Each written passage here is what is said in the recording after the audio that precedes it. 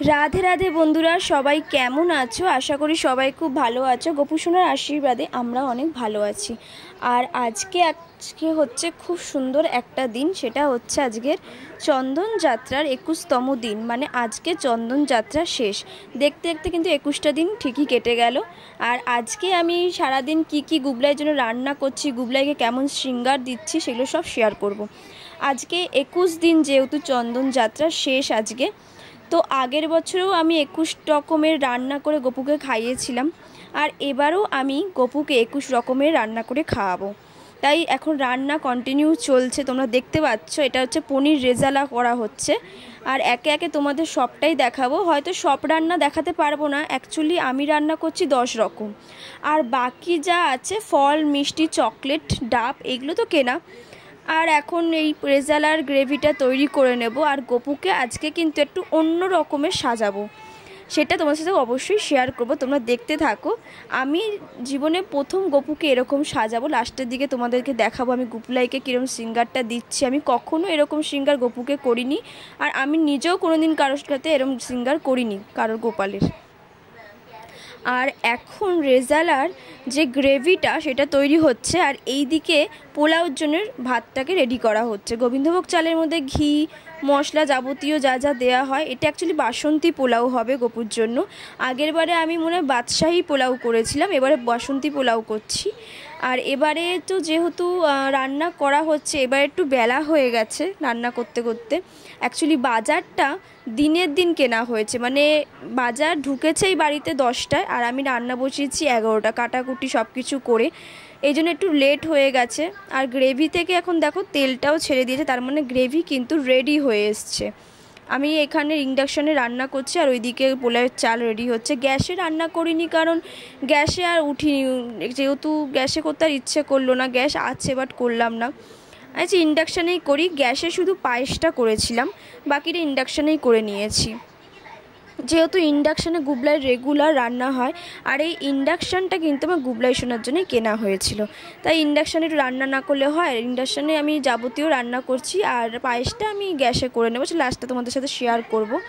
আর gravy থেকে তেল যেহেতু ছেড়ে দিয়েছে, গ্রেভি একদম রেডি হয়ে গেছে, তাই জন্য আমি এখানে ভাজা পনিরটা দিয়ে দিলাম। একে একে তোমাদের সাথে সব কিছু শেয়ার করছি, তোমরা দেখতে থাকো। আর এখানে যাবতীয় রেগুলারের যে মশলাটা হয়, লঙ্কার গুঁড়ো, জিরের গুঁড়ো, ধনে গুঁড়ো, হলুদ গুঁড়ো, নুন, সেই সব আমি দিয়ে দিয়েছি। দিয়ে এবার ক্রমাগত নেড়ে যাব, কারণ এই যে গ্রেভিটা, এই গ্রেভিটা চারমগজ, কাজু বাদাম, কাঁচা বাদাম দিয়ে আমি তৈরি করেছি। আর একটু বেশি করে জল দিয়ে দিয়েছিলাম। আর হ্যাঁ, টক দইও ছিল, বলতে ভুলে গেছি। আর বেশি করে জল দিই, কারণ সবসময় আমি যখনই এরকম ধরনের পেস্ট দিয়ে আমি গ্রেভি করি, তখন একটু কম জল দিলে প্রচণ্ড শুকিয়ে যায় গ্রেভিটা, আর সেটা খেতে একদম ভালো লাগে না। তাই জন্য সবসময় একটু বেশি করে জল দিই। আর এদিকে বলেছিলাম গ্যাসে পায়েস হবে, তো গ্যাসে পায়েস করছে।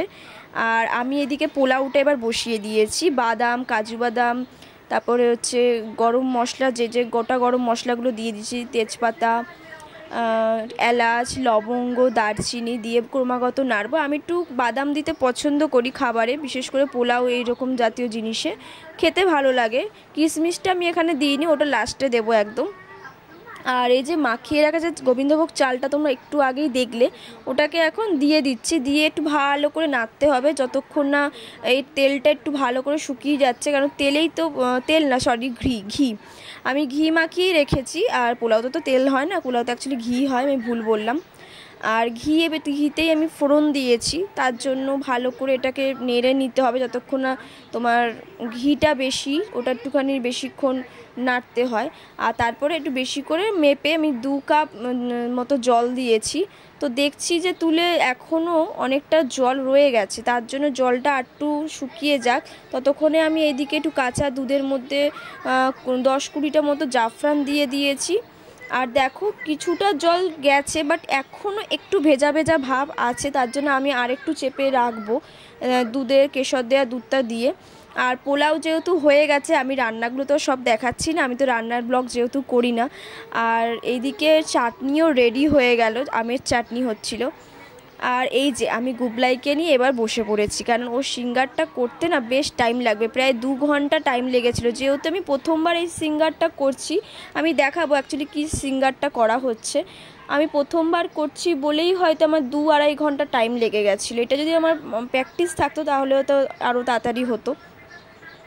আমি কখনোই এটা করিনি, আমি গপুর সাথেও আগেরবারে এই সিঙ্গারটা করিনি, বাট আমার এবারে খুব ইচ্ছে হলো যে এই সিঙ্গারটা করা যেতে পারে গপুকে। দেখা যাক না কেমন লাগে, যদি ভালো না লাগে তখন নয় তুলে দেওয়া যাবে, বাট করে তো দেখি কেমন লাগে।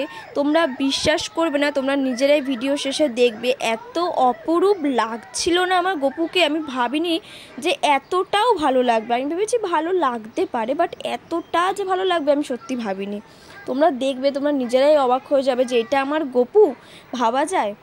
আর গল্প করতে করতে এইদিকে হচ্ছে আমার একটা প্রথমে লেয়ার দেয়া হয়ে গেছিলো গুবলাইকে, সেটা শুকিয়ে গেছে। এবার তার ওপর থেকে আবার একটা লেয়ার দিচ্ছি, কারণ যে সিঙ্গারটা আমি করব তার জন্য একটু মোটা করে চন্দন দিতে হবে গায়ে, নয়তো সেই সিঙ্গারটা ঠিকঠাক করে হবে না। আর এইদিকে যখন নিচের দিকে একটা লেয়ার দিয়ে দিলাম, তখন ওপরে আবার একটা লেয়ার শুকিয়ে গেছে, তখন ওপরটা আবার দিয়ে দিলাম, নিচে আবার একটা লেয়ার দেবো। এইভাবে 2 কি 3টে মনে হয় আমি দিচ্ছি লেয়ার, 2টোই মনে হয় দিয়েছি, বেশি দিইনি। আর এবার বুঝতে পারছো তো আমি কীরকম সিঙ্গারটা গুবলাইকে করাচ্ছি। আমি আমার গুবলাইকে একটু হালকা আকাশি কালার বা ব্লু কালার করছি, যেটা হালকা হয়, ডিপ ব্লু তো ভালো লাগবে না। যেটা নারায়ণ ঠাকুরের গায়ে অ্যাকচুয়ালি কালার সেটা করছি, যেটা ইস্কনে মায়াপুরের সব জায়গায় করা হয় সেটা। এই প্রথমবার আমি চেষ্টা করছি, তোমরা অতি অবশ্যই জানাবে যে সিঙ্গারটা আমার গপু সোনাকে মানিয়েছে বা আমি কেমন করতে পেরেছি, অতি অবশ্যই জানিও।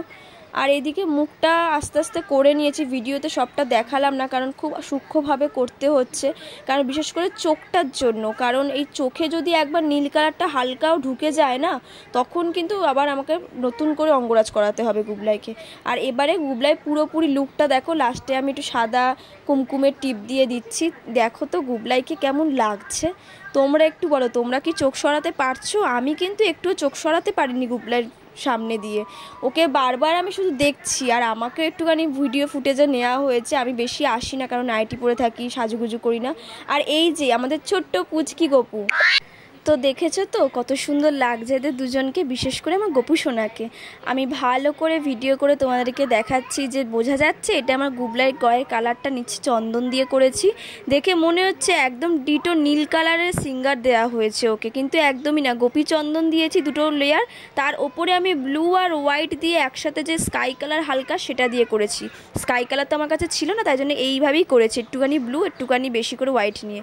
আর এবার দেখে নাও ভোগ দর্শন। ভোগ দর্শনে দুর্ভোগ কাটে সবাই জানো, এখানে 21 রকমের আইটেম আছে, আমার তো মনে হচ্ছে 21 রকমের থেকে একটু বেশিই আছে। আর আমার গপু সোনাকে কেমন লাগছে তোমরা কিন্তু অতি অবশ্যই জানিও।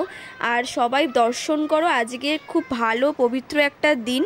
আর এখন গপুকে একটু বাসন্তী পোলাও খাইয়ে দেওয়া হচ্ছে, প্রত্যেকটা আইটেমই খাইয়ে দেওয়া হবে, সব তো আমি ভিডিও করিনি বা এখন ছাড়ছি না, পরে আমি শর্টসে দেবো সেই সব ভিডিও যে খাওয়ানোগুলো। আর ভিডিওটা যেহেতু অনেকটা বড় হয়ে যাবে তাই জন্য এখন হচ্ছে আরতি করে নেওয়া হয়েছে। এবারে ওকে ওই ময়ূরের পালক দিয়ে ওকে ভালো করে ভাওয়া দেওয়া হচ্ছে, কারণ ময়ূরের পালক তো আমার গোপুলাই খুব প্রিয় না, তো ওটা দিয়ে না দিলে কি করে হয়, তাই জন্য লাস্টে আমি এই ফুটেজটা নিয়েছি, আরতির ফুটেজগুলো আমি আর নিইনি। তোমরা জানিও যে ভোগ দর্শন তোমাদের কেমন লাগলো, গপুকে দর্শন করে কেমন লাগলো। গপুর কিছু ছবি ছাড়লাম। সবাই ভালো থেকো, সুস্থ থেকো, রাধে রাধে বন্ধুরা, দেখা হবে পরের একটা ব্লগে।